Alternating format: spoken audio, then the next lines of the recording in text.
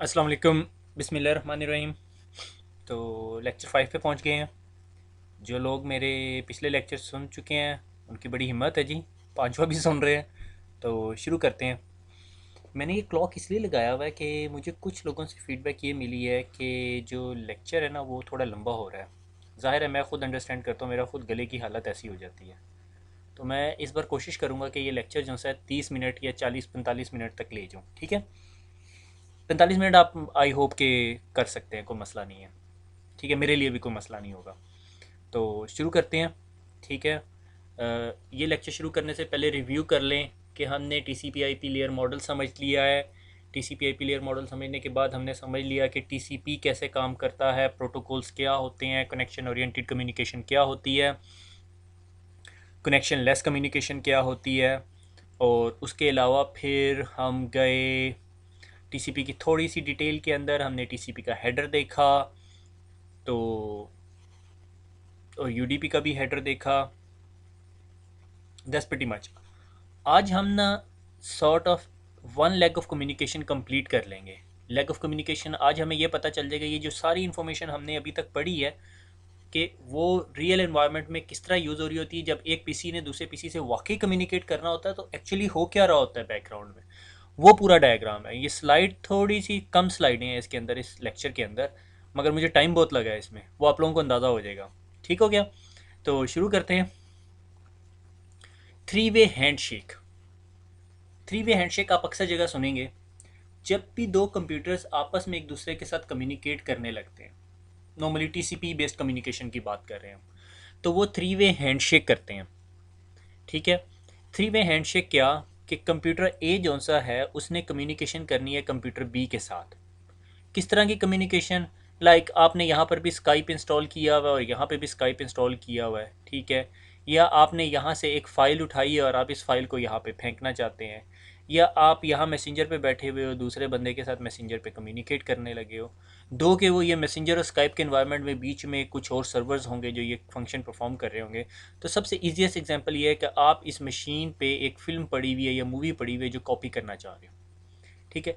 तो ये communication establish होने से पहले क्या होता है कि ये कंप्यूटर इस कंप्यूटर को एक पैकेट भेजता है जो कहता है सिंक्रोनाइज करे। अगर आपको थोड़ा सा याद हो, पिछले लेक्चर के अंदर हमने टीसीपी के हेडर के अंदर कुछ कोड्स पढ़े थे, ठीक है। जो मैंने अगली स्लाइड के अंदर वो सिंक, एक, फिन और ये सारी चीज़ें डिफ़ाइन की हुई थी, ये वो फ्लैग होता है। वो टीसीपी के हेडर में उस स्पेसिफिक बिट को 1 करके भेज देता है, ठीक है। और सीक्वेंस नंबर कहता है जी मेरा सीक्वेंस नंबर 100 है, और एक्नॉलेजमेंट ज़ीरो के मुझे नहीं पता कि अभी आपके पास से क्या नंबर मुझे रिसीव हो रहा है या जो भी चक्कर है।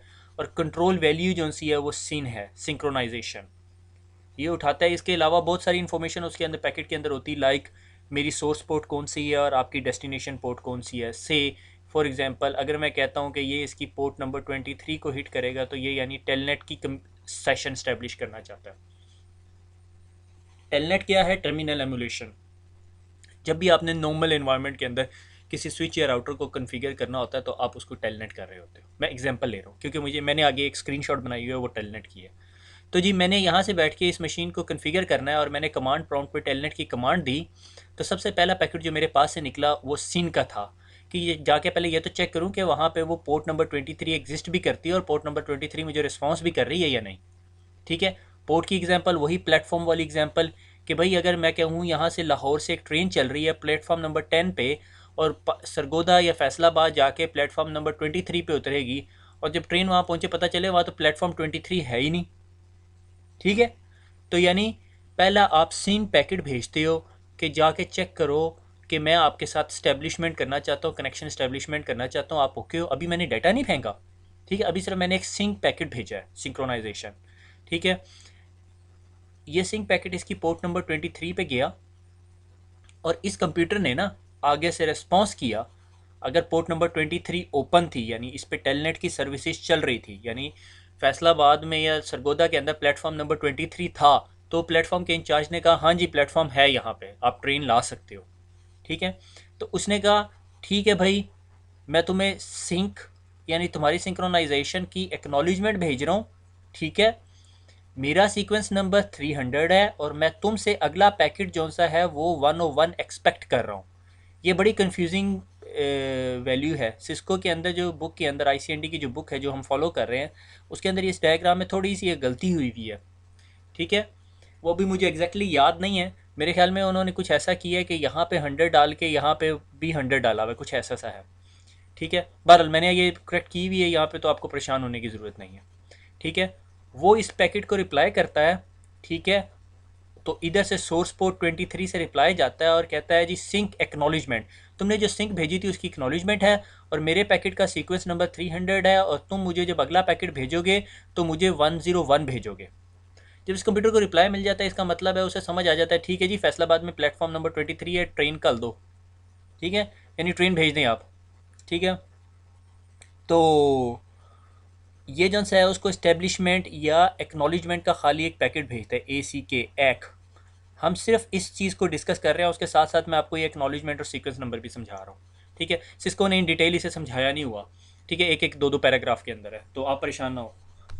तो क्या हुआ कि मैंने यहाँ से पोर्ट नंबर 23 पे पैकेट भेजा, मेरा सीक्वेंस नंबर था 100, एक्नॉलेजमेंट 0 क्योंकि ये पहला पैकेट था और कंट्रोल फील्ड थी सिंक। जिस तरह ही आप एक ऐसा पैकेट पकड़ें जिसके अंदर सिर्फ सिंक लिखा हुआ है SYN, तो आप क्या समझेंगे कि अभी कम्युनिकेशन स्टैब्लिश हो रही है। ठीक है, उसके बाद आपको सिंक एक आई तो इसका मतलब है ये किसी सिंक्रोनाइजेशन पैकेट के एक्नॉलेजमेंट आ रही है। ठीक है, और उसके बाद सिर्फ खाली एक जा रही तो इसका मतलब यहाँ कनेक्शन स्टैब्लिशमेंट फेज़ में आ गया। ठीक है, जब कनेक्शन स्टैब्लिशमेंट फेज़ में आ जाता है तो दोनों कंप्यूटर उस कम्युनिकेशन के लिए अपने पास मेमोरी रिजर्व कर लेते हैं। ठीक है ना, क्योंकि एक प्रोसेस चलने लगा तो सिस्टम कहता है ठीक है जी अब टेलनेट का ट्रैफिक आएगी, ठीक है जी प्लेटफॉर्म के ऊपर बंदा तैयार रख लो, कुली तैयार कर लो, सारा कुछ कर लो ताकि ट्रेन आ जाए। ठीक है, तो जिस तरह ये इस्टेब्लिशमेंट कनेक्शन भेजता है वापस रिप्लाई भेजता है, third hand shake, first hand shake, second hand shake and third hand shake, तो क्या होता है कि ये अपना सीक्वेंस नंबर पहले इसने 100 भेजा था, अब ये 101 भेजेगा और इसको एक्नॉलेजमेंट भेजेगा कि मैं अब तुमसे एक्सपेक्ट करता हूँ कि तुमसे जो अगला पैकेट आएगा वो 301 होना चाहिए। और कंट्रोल फील्ड में एक्नॉलेजमेंट भेज देता है ठीक है जी अब मेरा आपके साथ कनेक्शन स्टेब्लिश हो गया। और फिर ये कम्युनिकेशन स्टार्ट हो जाती है, फिर ट्रेन आती है, सारे कुली वो सारी ड्रामेबाजी होती है। ठीक है, आपने टेलनेट किया, सारा कुछ किया। जब आपका कनेक्शन ख़त्म होने लगता है ना, तो आप जब उससे डिस्कनेक्ट होते हो तो ये आप अपने पास से या वो अपने पास से डिपेंडिंग ऑन द सिचुएशन एक दोबारा एक पैकेट भेजता है जिसका नाम जिसके अंदर जिधर ये कंट्रोल फील्ड है वहाँ पे लिखा हुआ होता है FIN। ठीक है, फिनिश या फाइनलाइजेशन। ठीक है, फिन हो जाती है यानी हमने क्लोज कर दिया सेशन और सेशन क्लोज हो गया। अगर आपको पिछली प्रेजेंटेशन याद हो तो उसके अंदर मैंने ये सारी फील्ड्स की थोड़ी थोड़ी एक्सप्लेनेशन दी हुई थी। ठीक है, तो यही कि my sequence number is 100, acknowledgement number is 0 क्योंकि पहला पैकेट है। I expect to see 101 next, my sequence number is 300 कि भाई मेरा 300 है, तुम्हारे पास से 101 आना चाहिए, ये इसे बता रहा है। और फिर I expect to see 301 next but my sequence number is 101 कि वो उसने बताया था कि मैं एक्नॉलेज कर रहा हूँ। तो ये यूँ जो से वो पैरेलल चलते रहते हैं। ठीक है, तो कम्युनिकेशन इस्टेब्लिश हो गई और उसके बाद वो डाटा ट्रांसफ़र करना शुरू हो गया। सिर्फ यहाँ पे 3 वे हैंडशेक समझ लें, आपको 3 वे हैंडशेक समझ आ गई। इधर मैं थोड़ा सा CCNA के टॉपिक से हट के ना थोड़ा सा सिक्योरिटी का बिट बता रहा हूँ। फ़र्ज़ करो ये बंदा जो सा है ना ये डॉजी है यानी हैकर है। ठीक है, ये मैं हैकर बना देता हूँ यहाँ पे, ये 2 आंखें भी बना दी इसकी और उसके ऊपर क्रॉस। मेरा बेटा इससे ज़्यादा अच्छा हैकर बना ले शायद। ठीक है, तो ये जी गलत आदमी है। तो इसने क्या करना है, इसने ये चेक करना है कि यार इस कंप्यूटर के ऊपर कौन कौन सी सर्विसेज चल रही हैं। ठीक है, यानी कौन कौन से प्लेटफॉर्म है। ठीक है, तो वो ये क्या करेगा, ये अपने पास से सिंक भेजेगा। ठीक है, सिंक भेज दिया पोर्ट नंबर 23 पे, पोर्ट 80 पे, पोर्ट 21 पे, पोर्ट 53 पे। इसके बाद इसके पास से जिन जिन पोर्ट्स के ऊपर इस ये कंप्यूटर पे जो जो पोर्ट्स एनेबल हैं वो रिप्लाई करती जाएंगी। ठीक है, से मैंने सरगोदा के अंदर के ट्रेन स्टेशन पे ये चेक करना है कि कितने प्लेटफॉर्म हैं और मैं बाहर का आदमी हूँ। ठीक है, से sort of XYZ terrorist type का आदमी। ठीक है, अब मैंने ये चेक करना है कि वहाँ पे कितने प्लेटफॉर्म है जिस पे मैं वारदात कर सकूँ, या चोर है या कोई डाकू शाकू जो भी चक्कर है। ठीक है, तो मैं हर प्लेटफॉर्म के प्लेटफॉर्म मैनेजर को एक लेटर लिखूँगा, प्लेटफॉर्म 1 2 3 4 5 6 7 8 9 10।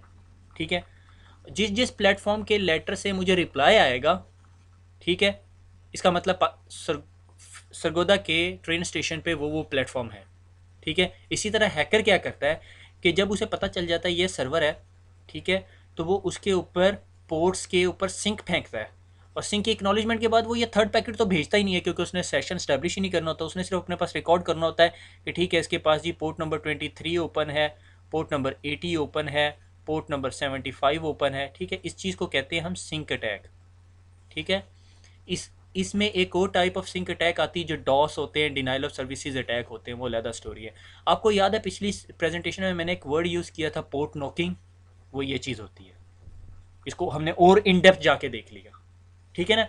ये सॉर्ट ऑफ नेटवर्किंग एक माइक्रोस्कोप की तरह है कि वो माइक्रोस्कोप में 100 टाइम मैग्नीफाई कर लो, 200 टाइम मैग्नीफाई कर लो, 1000 टाइम मैग्नीफाई कर लो। तो वो पहले जब मैंने पोर्ट नॉकिंग समझाई थी तो 100 टाइम मैग्नीफाई करके दिखाया था। अब ये आप 200 टाइम मैग्नीफाई करके देख लिया कि एक्चुअली पोर्ट नॉकिंग होती कैसे है कि हैकर अपने सिस्टम से एक सिंक का पैकेट फेंकता है, ठीक है, और उसे अगर उस पोर्ट से रिप्लाई आता है तो वो समझ आता है यार ये पोर्ट पे काम हो रहा है। वही टीचर प्रेजेंटेशन वाली, टीचर क्लासरूम में 5 डोर है, आपने एक डोर नॉक किया तो इंग्लिश का टीचर निकल आया, आपको पता चल गया यहाँ पे इंग्लिश की क्लास होती है। दूसरा नॉक किया तो साइंस का टीचर निकल आया जिसमें आप भागे थे, याद है। तो ये वही चक्कर है, ठीक है। मगर अब हमें क्या पता चल गया कि टीसीपी के हेडर में जो फील्ड्स यूज़ होती हैं सिंक और सिंक एक्नॉलेजमेंट, वो ये काम कर रही होती हैं। आगे चलते हैं। देखो ये मैंने सिमुलेट किया, मैं अपने सिस्टम पे बैठा हुआ था, आपने सिर्फ ये 3 पैकेट्स देखने हैं, ठीक है। पहला पैकेट निकला इस पीसी से, इस आईपी एड्रेस से इस आईपी के एड्रेस की तरफ, टीसीपी का पैकेट था, प्रोटोकॉल टीसीपी यूज़ हुआ। ये देखो क्या था, सिंक्रोनाइजेशन थी, ठीक है। अब क्या हुआ, उस कंप्यूटर ने रिप्लाई किया सिंक और एक्नॉलेजमेंट के साथ, ठीक है। और फिर मेरे कंप्यूटर ने उसको दोबारा रिप्लाई किया एक्नॉलेजमेंट कि भाई ठीक है डन हो गया सारा कुछ, और अब सेशन एस्टेब्लिशमेंट हो गया। ये देखो टेलनेट का डाटा ट्रांसफ़र होना शुरू हो गया, टेलनेट का डाटा, टेलनेट का डाटा, टेलनेट का डाटा। मैंने पर्टिकुलरली ये सिर्फ टीसीपी का पैकेट को जब मैंने यहाँ एक्सटेंड किया तो देखो सोर्स पोर्ट क्या थी, कोई मेरे पास से XYZ पोर्ट थी, मगर डेस्टिनेशन पोर्ट देखो 23 थी, और उसने उसके साथ नाम लिखा हुआ है क्योंकि ये वेल नोन पोर्ट्स है।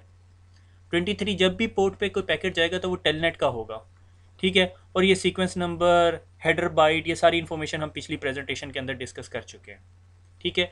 और वही सीक्वेंस नंबर पहले 0 था, फिर सीक्वेंस नंबर 0 हुआ और एक्नॉलेजमेंट उसने 1 की भेज दी कि मैं अगला पैकेट तुमसे 1 एक्सपेक्ट कर रहा हूँ। और जब मैंने रिप्लाई भेजा तो मैंने कहा ठीक है जी ये मेरा सीक्वेंस नंबर 1 है, मगर मैं अब अगला आपसे acknowledgement number 1, sequence number 1 expect करता हूँ, ठीक है। ये सॉर्ट ऑफ कम्युनिकेशन यानी 3 वे हैंड शेकिंग दिखा दी। ये फर्स्ट फेज़ है, ये सेकंड फेज़ है, और ये थर्ड फेज़ है।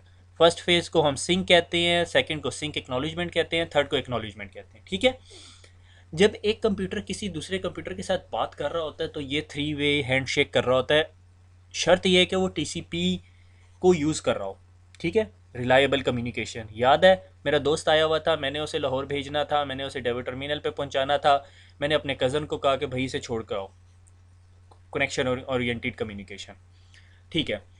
इसके साथ मैंने ये नीचे आप अगर देखें तो मैंने एक टर्म लिखी हुई है सेशन मल्टीप्लेक्सिंग। मल्टीप्लेक्सिंग क्या होती है कि मेरे पास 1 2 3 4 सेशंस हैं, मैं इन सारे सेशंस को एक सेशन बना दूँ, ठीक है, मक्सिंग हो गई, ठीक है। तो कंप्यूटर के अंदर ये नहीं होता कि मैंने अगर टीसीपी का सेशन स्टेब्लिश किया और मैं दूसरे बंदे के साथ बात नहीं कर सकता, ठीक है। कंप्यूटर के अंदर एक टर्म यूज़ होती है, टर्म भूल गया यार, मल्टीटास्किंग, कि आपका प्रोसेसर मल्टीपल काम साइमल्टेनियसली कर रहा होता है। दो के ट्रू मल्टीटास्किंग कभी नहीं होती, वो मल्टीपल थ्रेड्स चल रहे होते हैं, मगर वो इतनी स्पीड से चल रहे होते हैं कि आपको पता नहीं चल रहा होता। तो मल्टीप्लेक्सिंग, सेशन मल्टीप्लेक्सिंग ये कि मल्टीपल सेशंस आपका कंप्यूटर कनेक्ट कर सकता है। आपको ये नहीं होता कि आपके कंप्यूटर एट अ टाइम सिर्फ एक ही याहू का पेज ही खोला हो। आपने देखा होगा आप एक्सप्लोरर खोलते हो, एक्सप्लोरर में आपने याहू भी खोला होता है, हॉटमेल भी खोला होता है, साथ फेसबुक पे चैट भी कर रहे होते हैं लड़की बन के, ठीक है। तो ये सारा कुछ होता है, ठीक है। तो इस सॉर्ट ऑफ आपका कंप्यूटर मल्टीप्लेक्स कर रहा होता है, बहुत सारे सेशंस को साइमल्टेनियस नहीं चला रहा होता है। आई वुड से कि मल्टीप्लेक्सिंग के साथ साथ इसको मल्टी प्रोसेसिंग भी कह सकते हो, ठीक है। तो बहरहाल इन शॉर्ट ये कि ये आपको मैंने दिखा दिया कि देखो रियल टाइम में सिंक हो रहा है, सिंक एक्नॉलेजमेंट और एक्नॉलेजमेंट। ये दोबारा बताता चलूँ, ये मैं पहले भी बता चुका हूँ। ये जो प्रिंट स्क्रीन मैंने जिस सॉफ्टवेयर से ली हुई है ये वायर शार्क है। पुराना जो वर्जन था वो इथरियल था और ये अब वायर शार्क कहलाता है। तो अगर आप सिर्फ जस्ट गूगल करें वायर शार्क और आप ये सॉफ्टवेयर इंस्टॉल कर लें अपने कंप्यूटर के ऊपर, और अब ये बड़ा अच्छा तरीका है अपने कंप्यूटर को देखना है कि आपका कंप्यूटर कर क्या रहा है। ठीक है, तो सिर्फ इसको इंस्टॉल करने के बाद विन पी कैप और ये वो सारा कुछ इंस्टॉल करेगा, और उसके बाद आप इसे कहो कि मेरे ईथरनेट कार्ड पे से डाटा कैप्चर करना शुरू कर दे, ये आपका सारा डाटा कैप्चर करके लाएगा।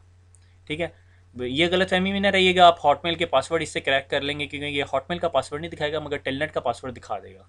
क्योंकि टेलनेट जो है वो सिक्योर कम्युनिकेशन नहीं होती, तो अगर आपने किसी चीज़ को टेलनेट किया हुआ और आपने पासवर्ड एंटर किया तो आप पकड़ सकते हैं। मगर मसला ये है कि आप अपने कंप्यूटर पे ही बैठ के अपना ही डाटा कैप्चर कर रहे हो, तो व्हाट्स द पॉइंट। ठीक है, तो ये वायर शार्क है सॉफ्टवेयर। ठीक है, आगे चलते हैं। विंडोइंग हमने ये पहले पढ़ा हुआ था, थोड़ी सी रिवीजन है इसके अंदर। ठीक है, कि मैंने कहा कि मैंने जो सा है 3 पैकेट्स भेजे उसको कंप्यूटर को, और कंप्यूटर नंबर 3 ने मुझे कहा कि मैं आपको एक्नॉलेजमेंट भेज रहा हूँ 3 की और विंडो साइज़ 2। इसका क्या मतलब है अगर आपको एक्नॉलेजमेंट याद है? एक्नॉलेजमेंट का मतलब है कि मेरे पास पैकेट 2 आ गया और मैं तुमसे अगला जो पैकेट एक्सपेक्ट कर रहा हूँ वो 3 होना चाहिए। आप सोचोगे होल्ड ऑन, मैंने इसे 3 पैकेट भेजे हैं तो मुझे एक्नॉलेजमेंट 4 आनी चाहिए कि ये अब मेरे से एक्सपेक्ट कर रहा है कि मैं इसे चौथा पैकेट दूँ। तो आप फ़ौरन समझ जाओगे यार इसे पहला और दूसरा पैकेट मिल गया मगर तीसरा पैकेट नहीं मिला, यानी ये वाला ये कहीं ड्रॉप हो गया। और आपने 3 पैकेट भेजे थे, पहला दूसरा तीसरा। ठीक है, और आपको फिर रिप्लाई में आई एक्नॉलेजमेंट नंबर 3, इसका मतलब है थर्ड पैकेट ड्रॉप हो गया। तो आप क्या करोगे, और window size is equal to 2 उसने कहा भाई विंडो साइज़ 2 कर दो, तो आप फिर उसे 2 पैकेट भेजोगे। विंडो साइज़ क्या होता है पहले मैं ये समझा दूँ। आपका कंप्यूटर ऐसे क्यों नहीं कर रहा कि ये इसने एक पैकेट भेजा और फिर एक पैकेट के एक्नॉलेजमेंट का इंतज़ार करे, फिर दूसरा पैकेट भेजे और दूसरे पैकेट की एक्नॉलेजमेंट का इंतज़ार करे, फिर तीसरा पैकेट भेजे तीसरे पैकेट की एक्नॉलेजमेंट का इंतज़ार करे। इससे क्या हो रहा है, डिले बढ़ रहा है आपकी कम्युनिकेशन में। तो आपके सिस्टम्स जो से फास्टर कम्युनिकेट नहीं कर सक रहा, जबकि वो कैपेबल है फास्टर कम्युनिकेट करने के लिए, मगर आपने उसे रेस्ट्रिक्ट कर दिया। तो मैंने क्यों ना ऐसा करूं कि मैं कहूं भाई तुम 3 पैकेट भेज दो, फिर रुक जाओ, फिर इन सब की एक्नॉलेजमेंट का इंतज़ार करो, फिर आगे 3 पैकेट भेजो। तो इससे क्या हुआ कि मैंने 3 पैकेट भेजे, उसके बाद एक्नॉलेजमेंट का इंतज़ार किया, मुझे एक्नॉलेजमेंट आई, फिर मैंने 3 पैकेट भेज दिए। मगर अगर मेरा कंप्यूटर जो सेंड कर रहा है वो 1 गीगाबिट की स्पीड पे कनेक्टेड है और जो रिसीव करने वाला है वो 100 Mbps पे कनेक्टेड है। ठीक है, तो मेरा सिस्टम समझता है, बाय डिफ़ॉल्ट एज्यूम करता है कि जो रिसीविंग स्टेशन है वो भी 1 गीगाबिट पे कनेक्टेड है, वो उसे 100 पैकेट भेज देता है इकट्ठे, विंडो साइज़ 100 करके भेज देता है 100 पैकेट। अब वेट करता है, उसको 50 का रिप्लाई आता है, 50 का नहीं आता। तो वो क्या करता है कि अगली दफ़ा वो विंडो का साइज़ डिक्रीज़ कर देता है। ठीक है, इसी तरह ये इस एग्जांपल में है कि उसने 3 पैकेट भेजे। ठीक है, उसे एक्नॉलेजमेंट आई एक्ट 3 की। एक्ट 3 का मतलब मैं तुमसे एक्सपेक्ट करता हूँ अब मुझे तीसरा पैकेट भेजोगे। ठीक है, यानी एक्चुअली यहाँ सीक्वेंस नंबर है मगर मैं उसे पैकेट के सेंस में ले रहा हूँ। ठीक है, और वो उसे बताता है कि विंडो का साइज़ जो है वो 2 कर दो। उसने खुद बता भी दिया, नॉर्मली पैकेट्स के अंदर वो विंडो साइज़ का कॉन्सेप्ट था। मैं अगर आप टीसीपी का हेडर दोबारा खोल के देखो, अब उसने 2 पैकेट दोबारा भेजे। उसने कहा अब मैं तुम्हें एक्नॉलेजमेंट देता हूँ 5th पैकेट की कि तुम मुझे अब अगला 5th पैकेट भेजोगे और विंडो साइज़ 2 ही रखो। ठीक है, क्वाइट पॉसिबल है कि आपके सिस्टम सिर्फ डाटा सेंड कर रहा है और उसका सिस्टम भी गीगाबिट से कनेक्टेड है, वो 100 से भी नहीं गीगाबिट से कनेक्टेड है, मगर उसके पास कुछ 4-5 और सॉफ्टवेयर चल रहे हैं। यानी वो कोई इंटरनेट का ऐसा सर्फर है जो गेम भी खेल रहा है, मैसेंजर भी चला रहा है, स्काइप पे चैट भी कर रहा है और डाटा भी ट्रांसफ़र कर रहा है। जिस तरह वो बाकी सारे सेशन ख़त्म कर देगा तो ये कंप्यूटर बेशक कोई पता नहीं उसको विंडो साइज़ 20 का पैकेट भेज दे कि भाई आप 20 पैकेट इकट्ठे भेज दो, तो वो ये कंप्यूटर 20 पैकेट भेज देगा। क्या किया हमने, किस चीज़ को अवॉइड किया कि अगर नेटवर्क में इन द मिडल कहीं कंजेशन आ भी गई है और जिस तरह कंजेशन ख़त्म होगी तो वो कंप्यूटर खुद ही उसे कह देगा यार विंडो साइज़ बढ़ा दो। ये ना हो कि भाई उसने सेशन इस्टेब्लिश किया, बहुत अच्छी स्पीड थी, बीच में स्लो हो गई। ठीक है, फिर दोबारा सेशन की स्पीड फास्टर होगी तो उसने दोबारा सेंड करना शुरू कर दिया। So that's the whole concept about it. ठीक है, कि भाई ऑटोमेटिकली विंडो एडजस्ट होती हो। जो ऑटोमेटिकली विंडो एडजस्ट होती है उसको हम कहते हैं स्लाइडिंग विंडो। ठीक है, ये अगली विंडो, अगली जो स्लाइड है उसके अंदर हम डिस्कस करते हैं। Fix and sliding window. Fix window क्या होती है कि मैं कंटिन्यूस तीन ही भेजता रहूँगा, तीन तीन तीन तीन तीन, तीन के बाद एक्नॉलेजमेंट, तीन के बाद एक्नॉलेजमेंट, ठीक है। अब मैंने देखा कि जब मैं तीन तीन तीन कॉन्टीन्यूस भेज रहा हूँ तो बीच में अगर कहीं कंजेशन आ गई है तो वो मेरा पैकेट ड्रॉप होगा, मैं दोबारा रीसेंड करूँगा, फिर ड्रॉप होगा, फिर रीसेंड करूँगा, ओवरहेड बढ़ रहा है, ठीक है। उसके ऑपोजिट स्लाइडिंग विंडो का ये कॉन्सेप्ट है कि विंडो का साइज़ तीन कर दिया, तीन भेजे, तीन की कंजेशन, तीसरे की एक्नॉलेजमेंट नहीं आई बल्कि वो कह रहा है कि तीसरा दोबारा सेंड किया और विंडो साइज़ उसने टू कर दिया। फिर उसके बाद विंडो साइज़ उसने देखा नेटवर्क में कंजेशन ख़त्म हो गई, फिर उसने कहा विंडो साइज़ थ्री कर दो। फिर थोड़ी देर बाद उसने देखा थ्री भी मैं सेव कर सकता हूँ, फोर कर दो, फाइव कर दो, सिक्स कर दो, सेवन कर दो, टेन। टेन पे जाके उसने देखा मैं ड्रॉप होने शुरू हो गए, वो उसे कहता नीचे ले आओ नाइन पे। नाइन पे वो एडजस्ट हो गए।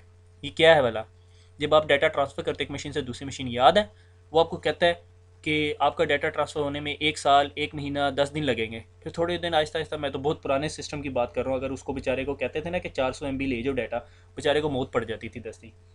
तो अब अगर आप सिस्टम में देखो तो से 3-4 घंटे दे देता है, ठीक है। तो 3-4 घंटे का जो टाइम है ना, वो फिर थोड़ी देर में कम होता है, होता है, होता है, फिर एक थोड़ी देर के बाद ना वो लेवल पे आ जाता है। कोई पॉसिबिलिटी है, वो कह रहे हैं आपको 1 मिनट में डाटा ट्रांसफ़र कर देगा, थोड़ी देर में फिर बढ़ जाता है क्योंकि नेटवर्क में कहीं कंजेशन आ गई या सिस्टम की प्रोसेसिंग ज़्यादा कहीं और यूटिलाइज होने लगी तो उसकी वजह से मसला आ जाता है, ठीक है। तो वो खुद ही एडजस्ट करता रहता है। स्लाइडिंग विंडो, आजकल की विंडो जो विंडो XP और 7 वगैरह है ना, उनमें स्लाइडिंग विंडो का कॉन्सेप्ट होता है। Exploring packet delivery, pizza delivery, तभी मैंने ये पिक्चर लगाई हुई यहाँ पे, ठीक है। तो layer two device and their functions, ठीक है। लेयर टू की जो डिवाइस है, आपको अगर अपनी APS TNDP application presentation session transport network data link और फिजिकल लेयर याद हो, तो लेयर टू जो सी थी वो डाटा लिंक लेयर थी। और डाटा लिंक लेयर पे मैंने आपको बताया था कि हमारे पास मैक एड्रेसेस होते हैं, ठीक है। हुआ ये कि जब शुरू शुरू में जब नेटवर्किंग शुरू हुई, ईटीज़ की बिगनिंग थी मेरे ख्याल में, ठीक है। तो नेटवर्क, तमाम computer isolated stand by communicate करते थे। पहले तो सबसे बड़ा मसला ये था ना कि कंप्यूटिंग पावर बनाई जाए, ठीक है ना। शुरू के कंप्यूटर तो नेटवर्क भी नहीं थे, नेटवर्क एक अलहदा पावर बन गई ना, कि कंप्यूटिंग पावर को जब हमने ज्वाइन कर दिया तो वो नेटवर्क्स भी बन गए। तो कंप्यूटिंग पावर से आप ऑनवर्ड एक्सटेंड करना शुरू कर दिया आपने, ठीक है। तो उस वक्त कंप्यूटर इस पॉइंट ऑफ व्यू से नहीं बनाए थे कि उन्हें नेटवर्क किया जाए। फिर उसके बाद उन्होंने आहिस्ता आहिस्ता कहा चलो अब इन्हें कनेक्ट भी करते हैं। तो उन कंप्यूटर्स के ऊपर ऑपरेटिंग सिस्टम चला करता होता था जो नेटवर्क ऑपरेटिंग सिस्टम कहलाता था, लाइक नेटवेयर और एक दो और मुझे अभी याद नहीं है, बिनियामीन, बिनियन, इस तरह करके कोई नाम था, sorry I can't pronounce that one. तो वो सॉफ्टवेयर ऑपरेटिंग सिस्टम चला करते थे जिन्हें नेटवर्क ऑपरेटिंग सिस्टम कहा करते थे, ठीक है। उन्होंने कहा यार ये सारी चीज़ें निकाल दो, एक स्टैंडर्ड बना लो, स्टैंडर्ड बना लो, OSI लेयर मॉडल, और ये सारे आपस में कम्युनिकेट करने लग जाए। और उन्होंने फिर एक कॉन्सेप्ट निकाला मैक एड्रेस का, ठीक है। मैक एड्रेस आपको याद हो मैंने बताया था 48 बिट का एक एड्रेस होता है जो हर हार्डवेयर डिवाइस को लगा होता है, जिसे फिजिकल एड्रेस भी कहते हैं और मैक एड्रेस भी कहते हैं, मीडिया एक्सेस कंट्रोल एड्रेस, ठीक है। तो वो एड्रेस मैंने, अगर आपको याद हो तो मैंने बताया था कि उसकी 24 जो बिट है, ये हेक्साडेसिमल है, इसलिए ये एक जो वैल्यू है ये 4 बिट्स की है,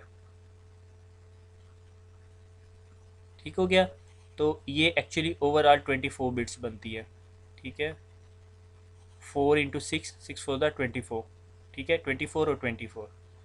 और फिर अगर आपको याद हो तो मैंने कहा था अगर कोई इंटेल का लैन कार्ड किसी के सिस्टम में लगा हुआ है तो इंटेल को एक स्पेसिफिक एड्रेस दिया होगा जो सब इंटेल के कार्डों के लिए सिमिलर होगा, और उसके बाद ये वेंडर इंक्रीमेंट कर करके हर कार्ड के ऊपर लगाता रहेगा, 1 2 3 4 5 6 7 8, जब ये ख़त्म हो जाएंगे वो दोबारा IEEE के पास जाएगा। मेरे ख्याल में एआना ही इसे डील करती है, जो IP एड्रेसेस और पोर्ट्स को डील करती है, और उसे कहेगा ठीक है आप मुझे अगली वैल्यू भी दे दो। इंटेल को फिर एक और नंबर दे देगा, फिर इंटेल उस हिसाब से कार्ड प्रिंट कर करके उन पर मैक एड्रेसेस लगाती रहेगी। ये सिर्फ नेटवर्किंग के कार्ड नहीं, आपके मोबाइल फ़ोन का भी मैक एड्रेस होता है, हर चीज़ पे मैक एड्रेस होता है जो नेटवर्क पे कम्युनिकेट करने की काबिलियत रखती है, ठीक है। तो that's known as a MAC address, और ये हार्डवेयर एड्रेस होता है और ये हमेशा आपकी OSI की लेयर 2 के ऊपर काम कर रहा होता है। अब अगर कोई ऐसी चीज़ जो आपकी लेयर 2 का एड्रेस पढ़ सके तो वो लेयर 2 कैपेबल डिवाइस कहलाएगी। और कोई अगर आपके लेयर 2 की एड्रेस को प्रोसेस कर सके, वो डिवाइस, और उस पर डिसीजन दे सके, वो आपकी लेयर 2 प्रोसेसिंग डिवाइस कहलाएगी, और वो नॉर्मली आपका स्विच होता है नॉर्मल इन्वायरमेंट में, ठीक है। क्योंकि नॉर्मली जब आपका स्विच लगा होता है और उसके पास कोई पैकेट आता है तो वो आपका पैकेट एप्लीकेशन लेयर तक नहीं खोल के देखता। ठीक है, इसकी एग्जांपल, एक मिनट मुझे सोचने दें, अब मैं अभी आपको 1 मिनट में एग्जांपल देता हूँ। ठीक है, एग्जांपल देखें, आपके पास एक बुक है, वो कोई अब 10-15 साल पहले देख लो, पाकिस्तान के अंदर वो याद है, वो ड्राइविंग लाइसेंस की कॉपी होती थी। ड्राइविंग लाइसेंस एक कार्ड की शक्ल में नहीं होता था, कॉपी की शक्ल में होता था। ठीक है, तो आप ये समझ लो कि आप एक एग्जीबिशन में गए हैं। ठीक है, तो एग्जीबिशन में ना आपको कोई सिक्योरिटी गार्ड्स मिलेंगे वहाँ पे ना। ठीक है, आपको जो एग्जीबिशन का जो इनविटेशन कार्ड आया वो उस कॉपी की शक्ल में था। ठीक है, तो आप जब मेन गेट पे गए हो तो उसने सिर्फ कॉपी को बाहर से देखा है और उसने कहा ठीक है चले जाए अंदर। ठीक है, तो अब हर बंदे को डिफरेंट टाइप की कॉपीज या इनविटेशन कार्ड भेजे थे। किसी को रेड था, किसी के पास पर्पल था, किसी के पास वाइट था। White is sort of super executive ना। ठीक है, तो उसने सिर्फ फ्रंट पेज देखते साथ ही आपको बता दिया ठीक है जी आप ग्राउंड फ्लोर पे चले जाएं, आप फर्स्ट फ्लोर पे चले जाएं, आप थर्ड फ्लोर पे चले जाएं। ठीक हो गया, सिर्फ फ्रंट पेज। जब मैं फर्स्ट फ्लोर पे गया तो जिस बंदे ने मेरी कॉपी देखी, क्योंकि मैं फर्स्ट फ्लोर पे था, मेरे पास रेड कलर की कॉपी थी।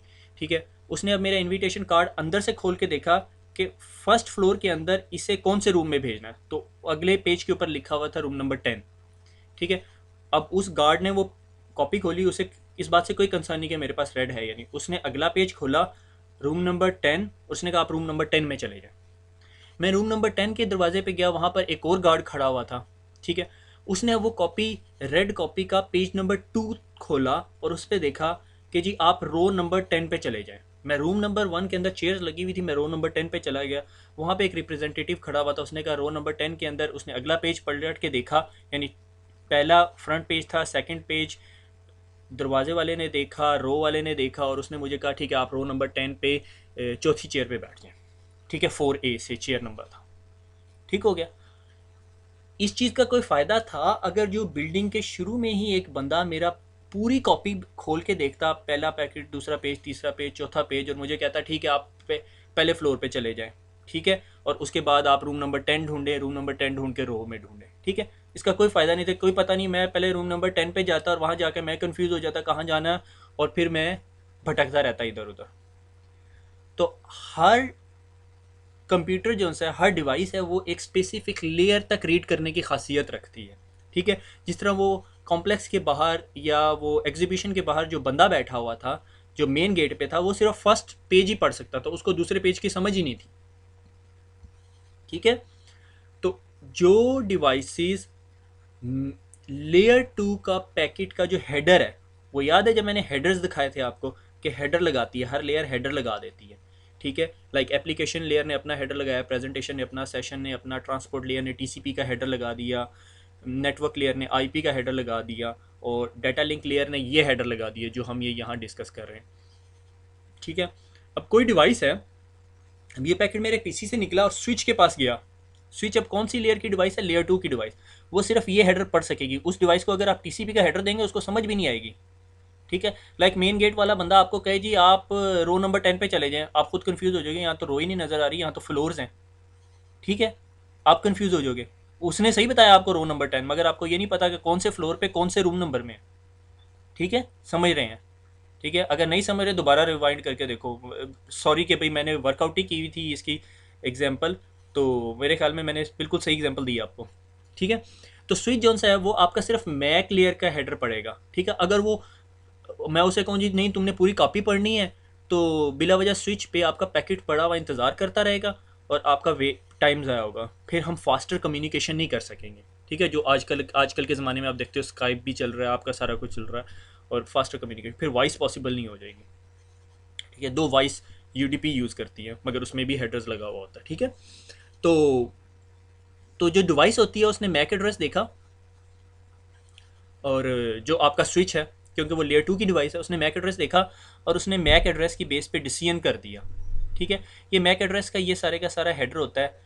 मैंने मेरे ख्याल में आगे डिस्कस किया हुआ ये पूरे का पूरा हेडर कि ये इस हेडर में क्या क्या इन्फॉर्मेशन होती है, क्योंकि थोड़ा सा इसमें डिटेल है, प्री एम्बल, पोस्ट एम्बल, मगर आपको ज़्यादा परेशान होने की ज़रूरत नहीं। डेस्टिनेशन और सोर्स एड्रेस आप याद रखो कि डेस्टिनेशन किस कंप्यूटर के मैक एड्रेस पे जाना है और कहाँ से आ रहा है, दैट्स इट। लेंथ वही टीसीपी वाली लेंथ, और ये इसके अंदर आपका डाटा है, वो जो आपने हेलो लिखा था, हेलो हाउ आर यू वाला।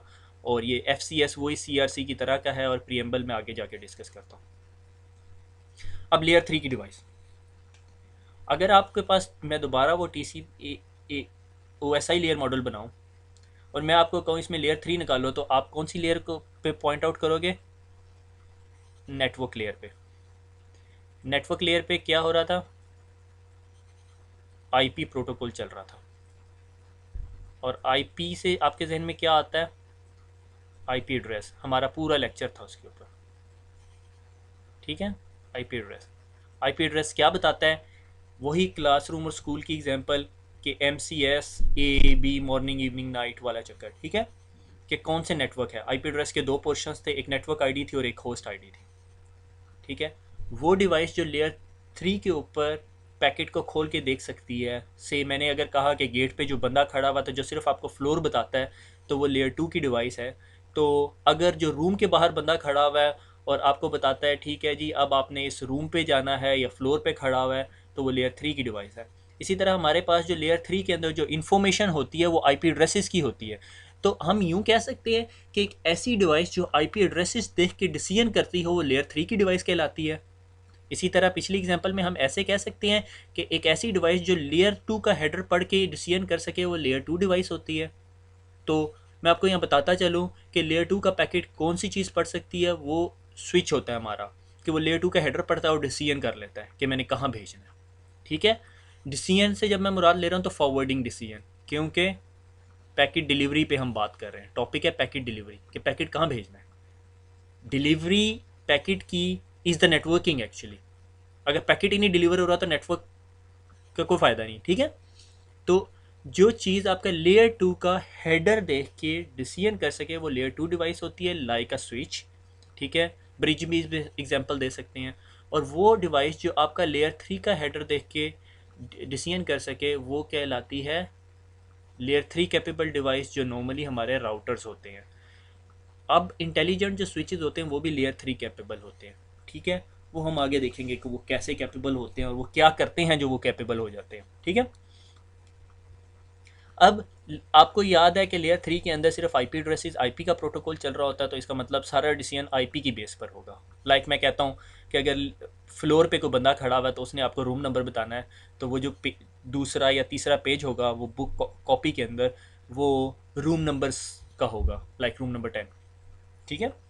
तो लाइक यहाँ से इस कंप्यूटर ने पैकेट भेजा। अब आप देख रहे होगे कि आपने तो आईपी एड्रेस पढ़ाया था जी 1.1.1.0.1.1, तो इधर सिर्फ इसने ना इस स्लाइड के अंदर जो है ना वो फर्स्ट 2 ऑक्टेट्स लिए हैं, क्योंकि फर्स्ट ऑक्टेट से आपको पता चल रहा है कि नेटवर्क आईडी क्या है इसकी, ठीक है। ए क्लास का नेटवर्क है, ठीक है, जस्ट फॉर दैट, ठीक है। इसमें कोई एक्चुअली यूँ स्लाइड नहीं बनानी चाहिए, मगर मैंने ये खुद सिस्को से ली हुई है, तो मैं भी लिमिटेड था। मैं अपनी बनाता तो फिर उसमें ये कन्फ्यूजन हो जाती कि स्टूडेंट्स वो पढ़, अगर कोई बुक पढ़ रहा होता, अगर आप में से कोई खुशकिस्मत किताब पढ़ रहा है तो वो बेचारा परेशान हो जाता, ठीक है। तो जी ये राउटर की जो इस साइड पे कौन सा नेटवर्क चल रहा है? 1 का नेटवर्क। क्यों? क्योंकि ये ए क्लास है और ए क्लास की नेटवर्क आईडी सिर्फ फर्स्ट ऑक्टेट होती है, याद है, /8 का नेटवर्क, ठीक है। तो इस राउटर के इस साइड पे 1 का नेटवर्क चल रहा है, इस साइड पे 2 का नेटवर्क चल रहा है और इस साइड पे 4 का नेटवर्क चल रहा है। राउटर ने, अगर आपको याद होगा, या दूसरी प्रेजेंटेशन या तीसरी के अंदर मैंने आपको राउटिंग टेबल थोड़ा सा दिखाया था, ठीक है। तो राउटर के पास जी पहले नेटवर्क 1 की तरफ जो रास्ता जाता है वो है ईथरनेट 0, जो ये है, ठीक है। नेटवर्क नंबर 2 की तरफ जो रास्ता जाता है वो सीरियल 0 है, ठीक है, यानी इस साइड पे फेंक देगा वो। और नेटवर्क 4 की तरफ जो ये वाला नेटवर्क है उधर भी जाने के लिए मेरे पास यही रास्ता है, तो मैं सीरियल 0 की तरफ डाटा फेंक, ठीक है।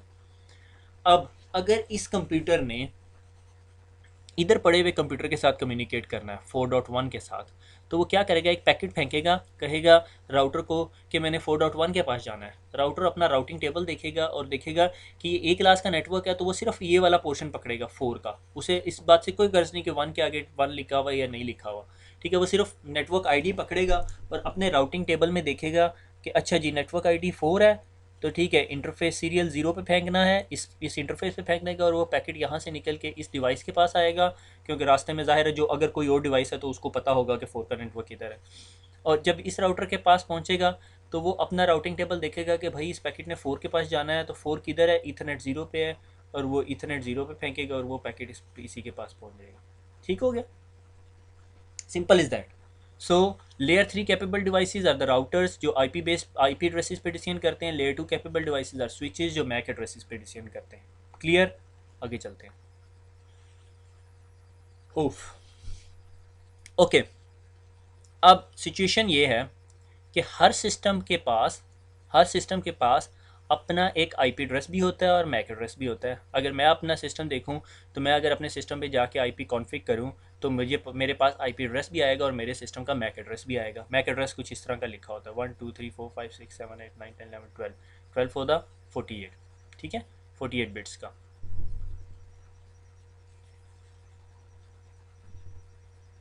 48 बिट्स का मैक एड्रेस होता है जिसे फिजिकल एड्रेस भी कहते हैं। अगर आपके पास सिस्टम में लैन कार्ड लगा हुआ है ना, लैन कार्ड को उतार के देखो, ठीक है, तोड़ना नहीं है, उतार के देखो तो उसके ऊपर एक वाइट कलर की स्टिकर या किसी कलर में स्टिकर लगा, उसके ऊपर फिजिकल एड्रेस इस तरह का लिखा हुआ होगा, वो आपके सिस्टम का फिजिकल एड्रेस होता है। आप उसको वापस अपने अंदर लगा दो सिस्टम के अंदर, तो IP config /all की कमांड दोगे तो आपको वही चीज़ जो आपने स्टिकर पे देखा था वो लिखा हुआ नज़र आएगा।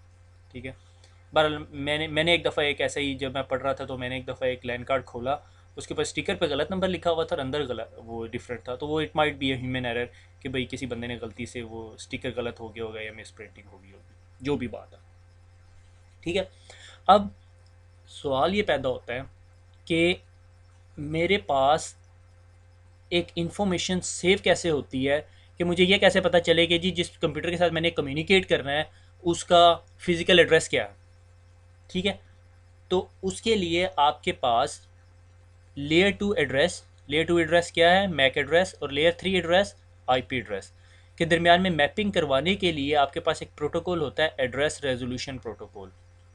ठीक है, अभी मैं आगे आपको बताऊंगा, ये सारे कॉन्सेप्ट क्लियर होते जाएंगे कि जब आपने एक कंप्यूटर के साथ कम्युनिकेट करना है, से आप फॉर एग्जांपल मैंने कहा मैंने जी याहू के साथ कम्युनिकेट करना है, आपने याहू का आईपी एड्रेस डाला, गलत, आपने याहू का आईपी एड्रेस नहीं डाला, आपने yahoo.com लिखा, एंटर किया, आपके कंप्यूटर ने देखा यार ये yahoo.com को तो मैं नहीं समझ सकता, तो मैं किधर जाऊंगा, पिछले लेक्चर्स आपको याद होने चाहिए, मैं अपने डीएनएस सर्वर के पास जाऊंगा।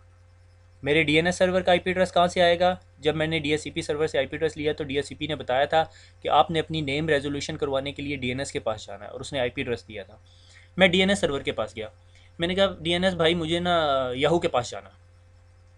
ठीक है, याहू के पास जाना है, तो डीएनएस सर्वर ने जिस तरह भी ढूंढ के मुझे याहू का आईपी एड्रेस दे दिया, उसने कहा जी ये आईपी एड्रेस है, आप चले जाओ 1.1.1.1 के पास। मैं वापस आया, मैंने अपने कंप्यूटर को बताया जी हमने अगर आप याहू लिखते हो ना तो मैंने 1.1.1.1 के पास जाना है। अब उसने पैकेट बनाना शुरू कर दिया याहू के पास जाने के लिए। जब वो लेयर 2 पे गया तो लेयर 2 ने कहा जी मेरे पास तो याहू का इस आईपी एड्रेस 1.1.1 का मैक एड्रेस है ही नहीं, मैं क्या करूँ। उसने अपने आर्प टेबल को कहा, एड्रेस रेजोल्यूशन प्रोटोकॉल को कहा कि भाई आपके पास 1.1.1.1 का मैक एड्रेस है, आपने कहा नहीं मगर मैं ढूंढ सकता हूँ। ठीक है, आपने एक ब्रॉडकास्ट की नेटवर्क में और उसने कहा जी मुझे जी वो कंप्यूटर जिसका आईपी एड्रेस 1.1.1.1 है वो मुझे रिस्पॉन्ड करे। जब 1.1.1 को ये पैकेट मिला कि कोई मेरा मैक एड्रेस मालूम करना चाह रहा है, तो उसने उस पैकेट के रिप्लाई में अपना मैक एड्रेस डाल के भेज दिया, और आर्प ने वो आईपी एड्रेस अपने टेबल में सेव भी कर लिया ताकि उसको दोबारा यूज़ करना पड़े वो आईपी एड्रेस, तो वो दोबारा ब्रॉडकास्ट ना फेंके, क्योंकि नेटवर्क में ब्रॉडकास्ट अच्छी नज़रों से नहीं देखी जाती, तो वो सिर्फ अपने टेबल में से ही निकाल रख ले, दे दे उसे। और आर्प टेबल ने वो आईपी एड्रेस जो है लेयर 2 को दे दिया, लेयर 2 पे ही मैक आर्प आर्प का प्रोटोकॉल काम कर रहा होता है। मैक एड्रेस ने वो अपने पैकेट में डाला और पैकेट भेज दिया, किस्सा तमाम। मगर आर्प टेबल ने अपने टेबल के अंदर इसको सेव कर लिया, ठीक है, कि 1.1.1 का मैक एड्रेस ये है। ठीक है, यहाँ पे मेरे पास 1.1 नहीं, आप समझ लो 192.168.0.1 का मैक एड्रेस ये है। ठीक है, और उसने आपने उसके साथ काउंटर लगा दिया 300 सेकेंड्स तक। मैंने उसके साथ कम्युनिकेशन की जो भी yahoo.com के साथ, ठीक है, और उसके बाद मैं चला गया। ठीक है, और 300 सेकेंड्स तक मैंने उसे यूज़ ही नहीं किया, आपने अपने टेबल में से वो एंट्री डिलीट कर दी। ठीक है, अब मैं दोबारा गया, मैंने कहा yahoo.com के पास जाना है, डिपेंडिंग मेरे पास आईपी एड्रेस था, जब वो लेयर 2 के पास आया, लेयर 2 ने कहा अब मुझे मैक एड्रेस पता है, मैंने अपने मैक टेबल में देखा, मैंने तो 3 सेकंड से देर हो चुकी थी, 300 सेकंड से ज़्यादा देर हो चुकी थी, तो आपको फिर दोबारा ब्रॉडकास्ट फेंकनी पड़ेगी नेटवर्क के ऊपर। अगर 300 सेकंड से पहले हुआ तो आप अपने टेबल में देखेगा और कहेगा हाँ मेरे पास 1.1.1.1 का मैक एड्रेस है, ये लो, ठीक है, उसने मैक एड्रेस दे दिया। ये हम मैक एड्रेसेस जो से हैं टेबल जो से टाइम आउट हो जाती है 300 सेकंड्स के बाद, आप इसको मॉडिफाई भी कर सकते हैं, कोई बड़ी बात नहीं है, ठीक है। अगर आपने अपना मैक एड्रेस टेबल देखना हो तो आप अपने सिर्फ कमांड प्रॉम्प्ट पे जाके ARC-A करें, आपको 1 या 2 IP एड्रेसेस नज़र आ रहे होंगे। अगर आपके घर के अंदर और कोई कंप्यूटर, लाइक मेरे घर में 6-7 कंप्यूटर हैं, तो वो सारे के सारे आ रहे होते हैं, ठीक है। तो यानी नेटवर्क डिवाइसेस हैं, ठीक हो गया। तो आप टेबल आपकी क्या करता है, IP टू मैक रेजोल्यूशन करता है। आपके पास IP एड्रेस होता है और आपको मैक एड्रेस ला के देता है, ठीक है। क्योंकि लेयर 2 की पूरी इन्फॉर्मेशन के बगैर आप कम्युनिकेशन भी नहीं कर सकते, आपको सारे पते पता होना चाहिए ना। कि सही मुझे पता है कि एक बंदा जो सा है वो लाहौर में रहता है, लाहौर में किस जगह रहता है, किस गली में रहता है, किस मकान में रहता है और किस मकान के किस फ्लोर पे रहता है, वो सारे पते मेरे पास होने चाहिए, अदरवाइज़ मैं कम्युनिकेशन नहीं कर सकता। तो आपको लेयर 2 लेयर 3 के सारे एड्रेसेस पता होने चाहिए। अगर आपके पास लेयर 2 का एड्रेस नहीं है और आपको रास्ते में मिल जाता है स्विच, ठीक है, तो कैसे सॉर्ट आउट होगा। वही एग्जांपल जो मैंने कॉपी की दी थी, आपकी कॉपी के अंदर पेज नंबर 1 तो है जो बताता है आपने फ्लोर नंबर 3 पे जाना है, मगर वो अगला सफ़ा जो है वो फटा हुआ है जो बताता है कि आपने जी रूम नंबर 10 में जाना है, तो वो बंदा आपको हेल्प नहीं कर सकता। आपके पास उस कॉपी के अंदर सारे सफ़े होने चाहिए, ठीक है ना। तो दैट्स द मेन कॉन्सेप्ट। वैसे एग्जांपल अच्छी है, नेक्स्ट टाइम दूंगा कहीं पे। आगे चलते हैं। अब ये जी आखिरी स्लाइड है, ये समझ ली, ये रैप अप हो रहा है अब, ठीक है। ये कंप्यूटर है, I am feeling happy now, 192.168.1.100, और इसने इससे कम्युनिकेशन करनी है। अब हो क्या रहा है, देखो, एप्लीकेशन लेयर पे काम हो रहा है, लेयर 7, ठीक है। ये अगर आपको याद हो लेयर 7 थी, ठीक है। एप्लीकेशन जो सी है ना वो नेटवर्क को कहती है, एप्लीकेशन प्रेजेंटेशन सेशन एक ही लेयर होगी, ठीक है, ये एप्लीकेशन लेयर ही कहलाती है। उसने ट्रांसलेशन कर दी, उसने सेशन एस्टेब्लिशमेंट कर दिया। याद है जब मैंने आपको TCP IP का को मैप करवाया था OSI लेयर मॉडल के साथ, तो सिर्फ हमारे पास 4 लेयर्स थी, एप्लीकेशन, ट्रांसपोर्ट, नेटवर्क और फिजिकल या डाटा लिंक, ठीक है। वो ट्रांसपोर्ट को कभी इंटरनेट कह देते हैं या नहीं कहते, ठीक है, बल 4 लेयर्स थी। एप्लीकेशन लेयर ने कहा नेटवर्क, नेटवर्क नीचे वाली लेयर को कह रहा है can you set up a reliable connection to 192.168.1.1 for me. इसमें सबसे इंपॉर्टेंट बात क्या है कि क्या तुम सेशन एस्टेब्लिशमेंट कर सकते हो इस बंदे के साथ, ठीक है। उसने सिर्फ ये दिया है, क्यों दिया है, से मैंने कहा जी मैंने एक कंप्यूटर को FTP करना है, या मैंने स्काइप के सर्वर के साथ कनेक्ट करना है, या मैंने याहू पे जाना है, ठीक है। ये याहू से पहले की स्टोरी जो सी है वो मैंने आपको बता दी है, ठीक है, कि DNS के पास जब उसके पास IP एड्रेस आ गया तो उसने जी निचली लेयर को कहा कि भैया क्या आप जो से हो वो उस बंदे के साथ रिलायबल सेशन स्टैब्लिशमेंट कर सकते हो, रिलायबल कनेक्शन ओरिएंटेड प्रोटोकॉल चाहिए। तो इसका रिप्लाई कौन करेगा, TCP करेगा, UDP नहीं कर सकता, क्योंकि मुझे कनेक्शन ओरिएंटेड कम्युनिकेशन चाहिए, रिलायबल कम्युनिकेशन चाहिए, मुझे पता चलना चाहिए जो मेरा जो दोस्त है वो डेवो टर्मिनल पहुंच भी गया या नहीं, ठीक है। तो अगली जो लेयर होती है ट्रांसपोर्ट लेयर, वो कहती है no problem, I will use TCP protocol use करूँगी मैं, ठीक है। और TCP अब करूँगी या करूँगा आपकी मर्ज़ी है, ठीक है। तो TCP, अब वो TCP को कह रही है set up a session to 192.168.1.1 कि भाई तुम सेशन स्टैब्लिशमेंट करो इसके साथ। अब TCP क्या करेगी, 3 वे हैंडशेक, आज की पहली स्लाइड, ठीक है। TCP ने क्या किया, नेटवर्क लेयर पे गया, IP send this TCP sync to 192.168.1.1, उसने उसको कहा कि भाई IP तुम एक काम करो, तुम इस IP एड्रेस के पास मेरा TCP सिंक भेज दो, क्योंकि ये अब IP एड्रेसेस पे बात आ गई तो IP एड्रेसेस नेटवर्क लेयर संभालेगी। TCP ने यहाँ डिसाइड कर लिया कि मैंने TCP सिंक भेजना है, मगर उसने साथ नीचे वाली को अब जिम्मेदारी पहुँचा दी कि ठीक है अब तुम संभालो। अब IP ने कहा लेयर 2, ठीक है, send this packet to this IP address, ठीक है, कि भाई इस IP एड्रेस के पास पैकेट पहुंचा दो। अब लेयर 2 क्या करती है, डाटा लिंक लेयर जो सी थी अपने ARP को पूछती है, एड्रेस रेजोल्यूशन प्रोटोकॉल, जो भी हम पढ़ के हटे, do you have a mapping of 192.168.1.1, कि भाई तुम्हें पता है कि इसका मैक एड्रेस क्या है।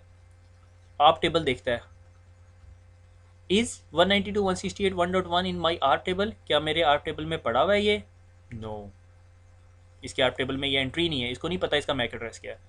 Layer 2 will have to put the packet into the parking, उसने उसको कहा भाई तुम साइड पे लग जा, वो पुलिस वाले ने रोकते साइड पे उतर जा, ठीक है, अंटिल आई डू एन आप, मैं लाइसेंस चेक करती हूँ। वो क्या करती है,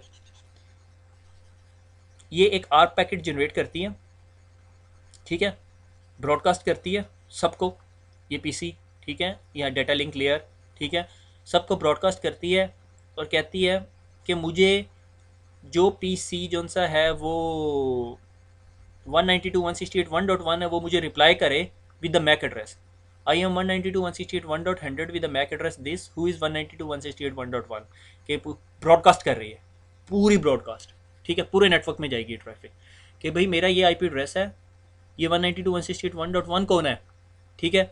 और अब क्या हो रहा है, लेयर टू, अब लेयर टू किस कंप्यूटर की है, इसकी, इस कंप्यूटर की लेयर 7 तक नहीं जाएगा पैकेट, लेयर 2 ही पकड़ लेगी। I just got a frame with broadcast MAC address, मुझे अभी एक पैकेट ब्रॉडकास्ट मैक एड्रेस मिला है, so I will process it, the protocol I D indicate that it belongs to आप, let me strip the layer 2 header and send it to आप। उसने layer 2 का header उतारा और उसे कहा कि भाई देखो ये हमारे लिए है, ठीक है, चेक करो।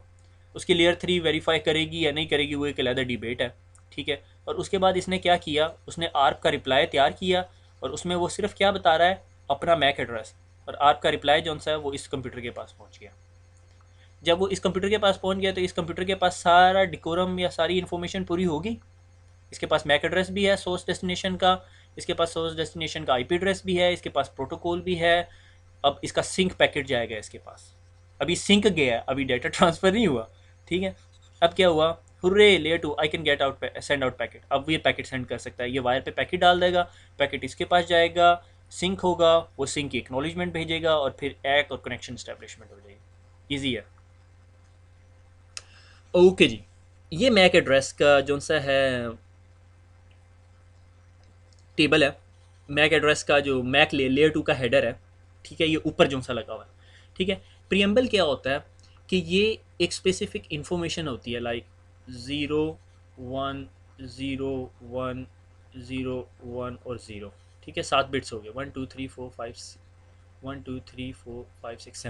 7 बिट्स हैं ये, ठीक है।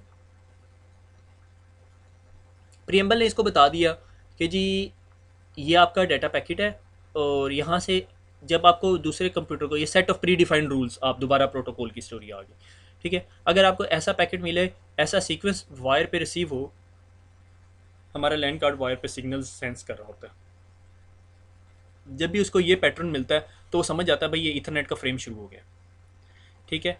और यहाँ पे एक 1 बिट आती है, इसके कहते हैं स्टार्ट ऑफ फ्रेम, ये बताता है हाँ जी फ्रेम शुरू हो गया। अब इससे आगे जो इन्फॉर्मेशन है वो आपका डेस्टिनेशन मैक एड्रेस होगा, ठीक है, सोर्स मैक एड्रेस होगा, ये टाइप की फील्ड है, ठीक है, 2 बिट्स की जो बताती है कि किस टाइप का पैकेट है।